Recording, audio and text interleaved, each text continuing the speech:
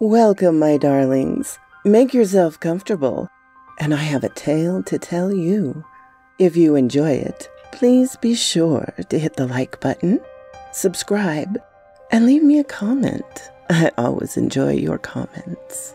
Now, let us begin.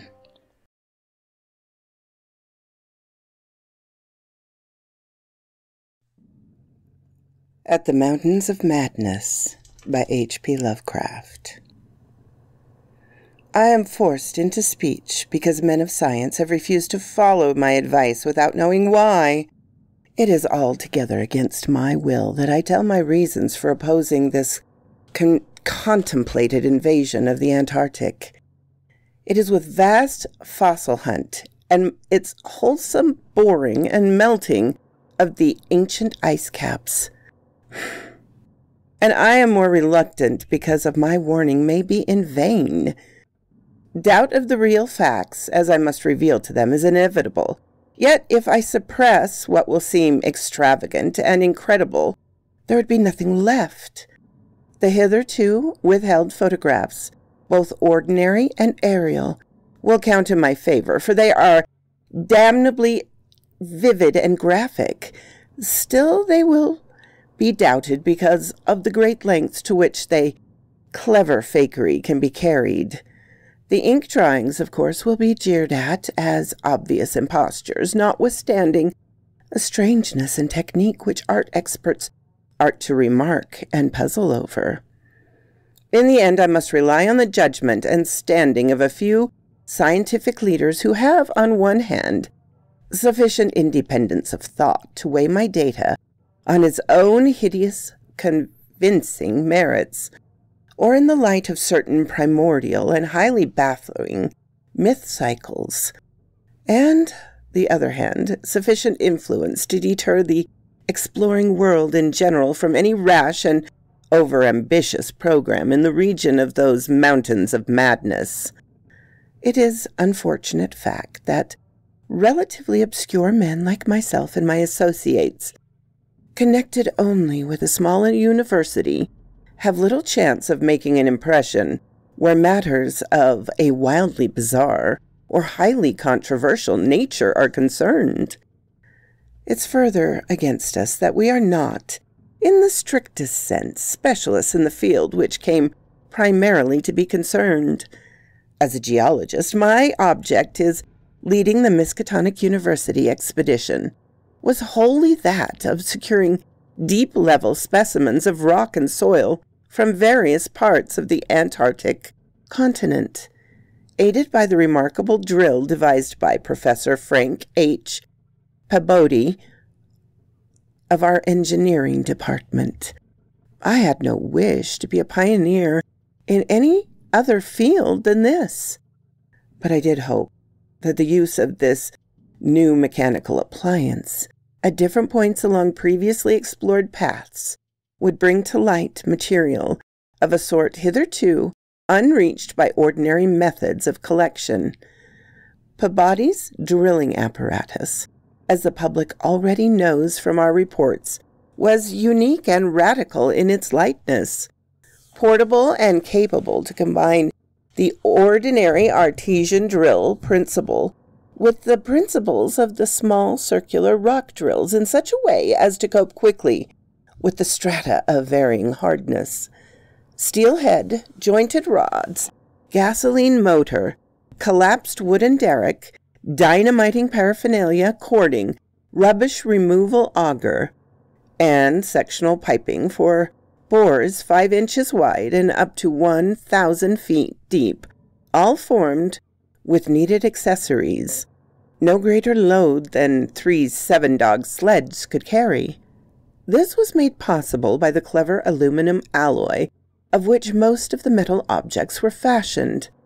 4 large Dornier airplanes, designed especially for the tremendous altitude flying necessary on the Arctic plateau, and with added fuel warming and quick starting devices, worked out by Pabodie, could transport our entire expedition from a base at the edge of the great ice barrier to various suitable inland points. and from these points a sufficient quota of dogs would serve us.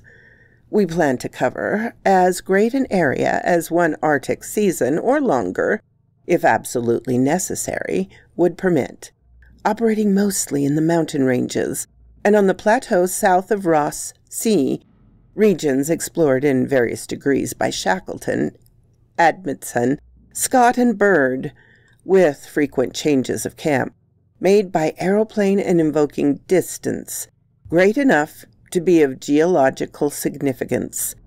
We expected to unearth a quite unprecedented amount of material, especially in the Precambrian strata, of which so narrow a range of Antarctic specimens had previously been secured.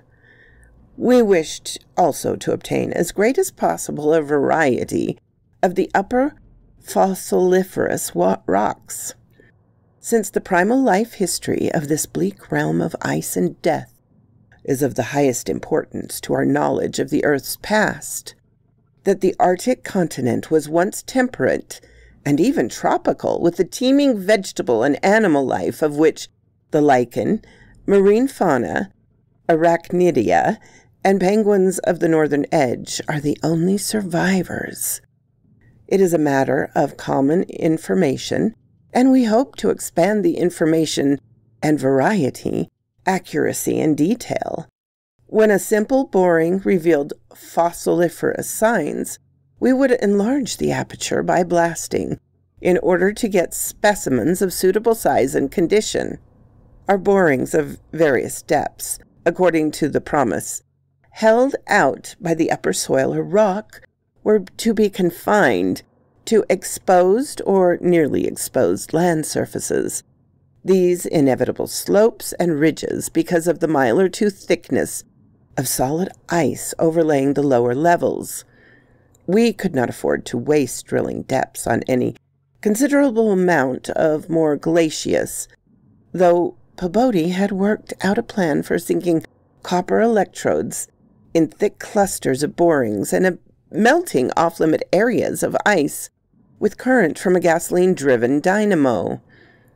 It is this plan, which we could not put into effect except experimentally on an expedition such as ours, that the coming Starkweather Moor expedition proposed to follow, despite the warnings I have issued since our return from the Antarctic. The public knows of the Miskatonic expedition through our frequent wireless reports to the Arkham Advertiser and Associated Press, and through the latter's articles by Pabodie and myself. We consisted of 4 men from the university: Pabodie, Lake of the biology department, Atwood of the physics department, also a meteorologist, and myself, representing geology and having nominal command, also 16 assistants, 7 graduate students from Miskatonic, and 9 skilled mechanics. Of these 16, 12 were qualified aeroplane pilots, all but 2 of whom were competent wireless operators. 8 of them understood navigation with compass and sextant, as did Pabodie, Atwood, and I.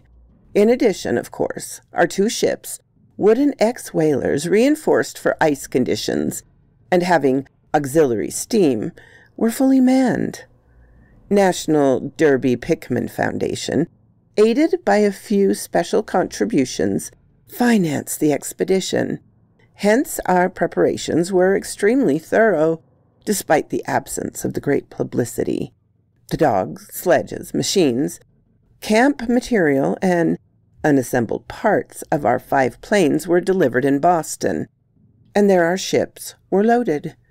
We were marvelously well equipped for our specific purpose, and in all matters pertaining to supply, regiment, transportation, and camp construction, we profited by the excellent examples of our many recent and exceptionally brilliant predecessors. It was the unusual number and the fame of these predecessors which made out our own expedition, ample though it was, so little noticed by the world at large.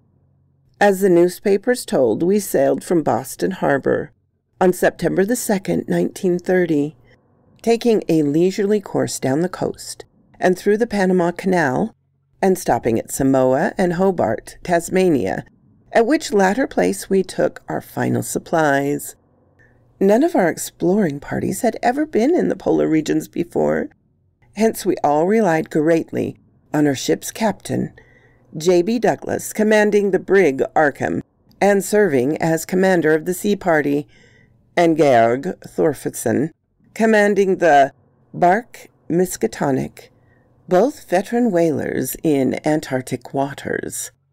As we left the inhabited world behind, the sun sank lower and lower in the north, and stayed longer and longer above the horizon every day. At about 62 degrees south latitude, we sighted our first icebergs, table-like objects with vertical sides, and just before reaching the Arctic Circle, we crossed on October 20th with appropriately quaint ceremonies. We were considerably troubled with field ice. The falling temperature bothered me considerably after our long voyage through the tropics, but I tried to brace up for the worst rigors to come. On many occasions, the curious atmosphere effects enchanted me vastly. These included a strikingly vivid mirage, the first I'd ever seen, in which distant bergs became the battlements of unimaginable cosmic castles. Pushing through the ice, which was fortunately neither extensive nor thickly packed, we regained open water at the south latitude of 67 degrees, east longitude 175 degrees. On the morning of October 26th, a strong land blink appeared on the south, and before noon we all felt a thrill of excitement at beholding a vast, lofty, and snow-clad mountain chain, which opened out and covered the whole vista ahead. At last we had encountered an outpost of the great, unknown continent and its cryptic world of frozen death. These peaks were obviously the Admiralty Range discovered by Ross, and it would now be our task to round Cape Adare and sail down the east coast of Victoria Land to our contemplated base on the shore of McMurdo Sound, at the foot of the volcano Erebus, in south latitude 77 degrees 9. The last lap of the voyage was vivid and fancy-stirring. Great barren peaks of mystery loomed up constantly against the west, as the low northern sun of noon, still lower horizon-grazing southern sun of midnight, poured its hazy reddish rays over the white snow, bluish ice and water lanes, and black bits of exposed granite slope. Through the desolate summits swept raging intermittent gusts of the terrible Antarctic wind, whose cadence sometimes held vague suggestions of a wild and half-sentient musical piping, with the notes extended over a wide range, and which, for some subconscious mnemonic reason, seemed to me disquieting and even dimly terrible. Something about the scene reminded me of the strange and disturbing Asian paintings of Nicholas Roerich, and of the still stranger and more disturbing description of the evilly fabled plateau of Leng, which occurred in the dreadful Necronomicon of the mad Arab Abdul al-Hazared. I was rather sorry, later on, that I ever looked into that monstrous book at the college library. On the 7th of November, sight of the westward range having been temporarily lost, we passed Franklin Island, and on the next day descried the cones of Mounts Erebus and Terror on Ross Island ahead, with the long line of the Perry Mountains beyond. There now stretched off to the east the low, wild line of the great ice barrier, rising perpendicularly to the height of 200 feet, like the rocky cliffs of Quebec, and marking the end of the southward navigation. In the afternoon we entered McMurdo Sound, and stood off the coast in the lee of a smoking Mount Erebus. The scoriaceous peak towered up some 12,700 feet against the eastern sky, like a Japanese print of the sacred Fujiyama, while beyond it rose the white, ghost-like height of Mount Terror, 10,900 feet in altitude, and now extinct as a volcano. Puffs of smoke from Erebus came intermittently, and one of the graduate students, a brilliant young fellow named Danforth, pointed out what looked like lava on the snowy slope, remarking that this mountain, discovered in 1840, had undoubtedly been the source of Poe's image when he wrote 7 years later, "The lavas that restlessly roll their sulphurous currents down Yannick in the ultimate climes of the pole that groan as they roll down Mount Yannick in the realms of the boreal pole." Danforth was a great reader of bizarre material, and had talked a good deal of Poe.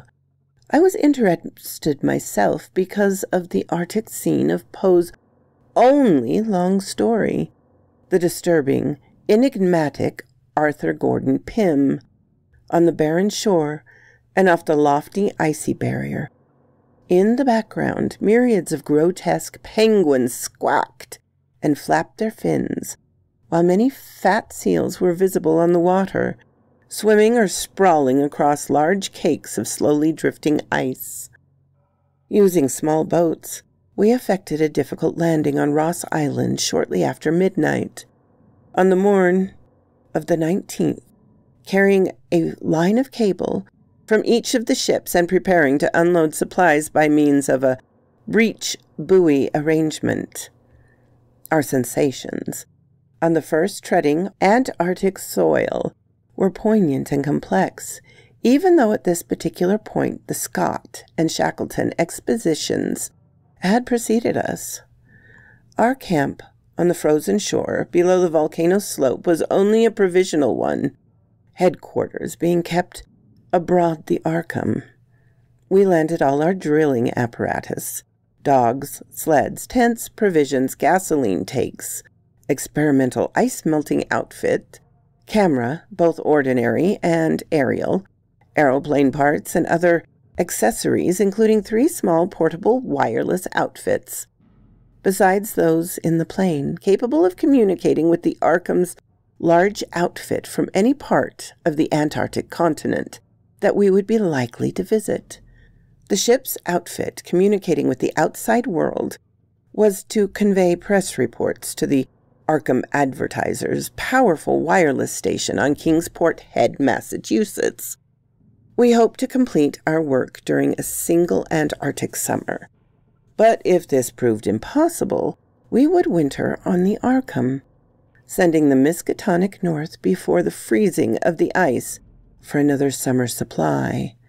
I did not repeat what the newspapers have already published about our early work of our ascent on Mount Erebus, our successful mineral boring at several points on Ross Island, and the singular speed with which Peabody's apparatus accomplished them.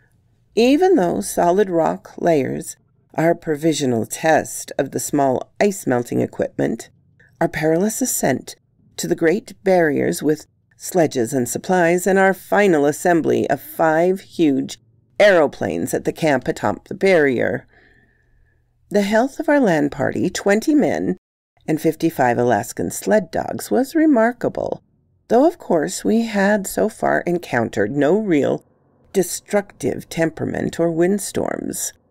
For the most part, the thermometer varied between 0 and 20 degrees or 25 degrees above, and our experience with New England winters had accustomed us to rigors of this sort. The barrier camp was semi-permanent and destined to be a storage cache for gasoline, provisions, dynamite, and other supplies. Only 4 of our planes were needed to carry the actual exploring material, the 5th being left with a pilot and 2 men from ships at the storage cache to form a means of reaching us from the Arkham in case all of our exploring planes were lost. Later, when not using all the other planes for moving apparatus, we would employ one or two in a little shuttle transportation service between the cache and another permanent base on the Great Plateau, from 600 to 700 miles southward beyond the Beardsmore Glacier. Despite the almost unanimous accounts of appalling winds and tempests that poured down from the plateau, we determined to dispense with immediate bases, taking our chances in the interest of economy and probably efficiency. Wireless reports have spoken of the breathtaking 4-hour nonstop flight of our squadrons on November 21st over the lofty shelf ice, with vast peaks rising on the west and the unfathomable silences echoing to the sound of our engines. Wind troubled us only moderately, and our radio compasses helped us through the one opaque fog we encountered. When the vast rise loomed ahead, between latitude 83 degrees and 84, we knew we had reached Beardmore Glacier, the largest valley glacier in the world, and that the frozen sea was now given place to a frowning and mountainous coastline. At last we were truly entering the white, eon-dead world of the ultimate South. Even as we realized it, we saw the peak of Mount Nason in the eastern distance, towering up to its height of almost 15,000 feet. The successful establishment of the southern base above the glacier in latitude 68 degrees 7, east longitude 174 degrees 23, and the phenomenal rate and effective boring and blasting made at various points reached by our sledge trips and short airplane flights are a matter of history, as is the arduous and triumphant access of Mount Nason by Peabody and two of the graduate students, Gedney and Carroll, on December 13th to the 15th. We were some 8,500 feet above sea level when experimental drilling revealed solid ground only 12 feet down through the snow and ice at certain points. We made considerable use of the small melting apparatus and sunk bores and performed dynamiting at many places where no previous explorer had ever thought of serving mineral specimens. The Precambrian granite and Beacon sandstones thus obtained confirmed our belief that this plateau was homogeneous with the great bulk of the continent to the west, but somewhere different from the parts lying eastward below South America, which we then thought to form a separate and smaller contingent, divided from the larger one by a frozen juncture of Ross and Weddell seas, though Byrd has since disapproved the report. In certain of the sandstone, dynamited and chisels after boring revealed their nature, we found some highly interesting fossil markings and fragments, notably ferns, seaweed, trilobites, crinoids, and such mollusks as linguae and gastropod, all of which seemed of real significance in connection with the region's primordial history. There was also a queer triangular striated marking, about a foot in greatest diameter, which Lake pieced together from 3 fragments of slate brought up from the deep blasted aperture. These fragments came from a point to the westward, near the Queen Alexandra Range, and Lake, as my biologist, seemed to find their curious markings unusual, puzzling, and provocative, though to my geological eye it looked not unlike some of the ripple effect reasonably common in sedimentary rock, since slate is no more than a metamorphic formation into which a sedimentary stratum is pressed, and since the pressure itself produces odd distorting effects on any markings which may exist I saw no reason for extreme wonder over the striated depression. On January 6, 1931, Lake, Peabody, Daniels, all 6 of the students, 4 mechanics, and myself, flew directly over the South Pole in 2 of the greatest planes. Being forced down once by a sudden high wind, which fortunately did not develop into a typical storm, this was, as the papers have stated, one of several observation flights, during others of which we tried to discern new topographical features in areas unreached by previous explorers. Our early flights were disappointing in this latter respect, though they afforded us some magnificent examples of richly fantastic and deceptively mirages of the polar region, of which our sea voyage had given us some brief foretaste. Distant mountains floated in the sky as enchanted cities, and often the whole white world would dissolve into gold and silver and scarlet land of Duncian dreams and adventurous expectancy under the magic of the low midnight sun. On cloudy days we had considerable trouble in flying, owing to the tendency of snowy earth and sky to merge into one mystical opulence void, with no visible horizon to mark the juncture of the two. At length we resolved to carry out our original plan of flying 500 miles eastward with all 4 exploring planes, and establishing a fresh base at a point which would probably be on the smaller continental division, as we mistakenly conceived it. Geological specimens obtained there would be desirable for purposes of comparison. Our health so far had remained excellent. Lime juice well offset the steady diet of tinned and salted food, and temperatures generally above 0, enabling us to do without our thickest furs. It was now midsummer, and with haste and care we might be able to conclude work by March and avoid the tedious wintering through the long Arctic night. Several savage windstorms had burst upon us from the west, but we had escaped damage through the skills of Atwood in devising rudimentary aeroplane shelters and windbreaks of heavy snow blocks, and in reinforcing the principal camp buildings with snow. Our good luck and efficiency had indeed been almost uncanny.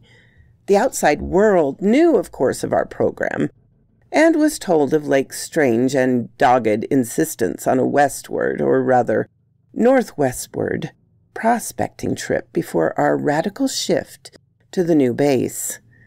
It seemed that he had pondered a great deal, and with alarming radical daring, over that triangular striated mark in the slate, reading into it certain contradictions in nature and geological periods, which whetted his curiosity to the utmost, and made him avid to sink more borings and blastings in the west-stretching formation to which the exhumed fragments evidently belonged. He was strangely convinced that the marking was the print of some bulky, unknown, and radically unclassifiable organism of considerably advanced evolution, notwithstanding that the rock which bore it was of so vastly ancient a date, Cambrian, if not actually Precambrian, as to prelude the probable existence not only of all highly evolved life, but of any life at all above the unicellular or at most trilobite stage. These fragments, with their old markings, must have been 500 million to 1,000 million years ago. So quoth this raven, and so the stage is set.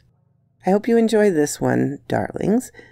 Lovecraft is not quite as verbosely challenging as Clark Ashton Smith, but still not quite the banter of today. But I will put forth my best effort. Have a lovely weekend, my dears. What? You're still here after the whole story? I really appreciate that, darlings. Please hit the like button and subscribe if you haven't. And I always love to hear from you. Have a glorious day, my darlings.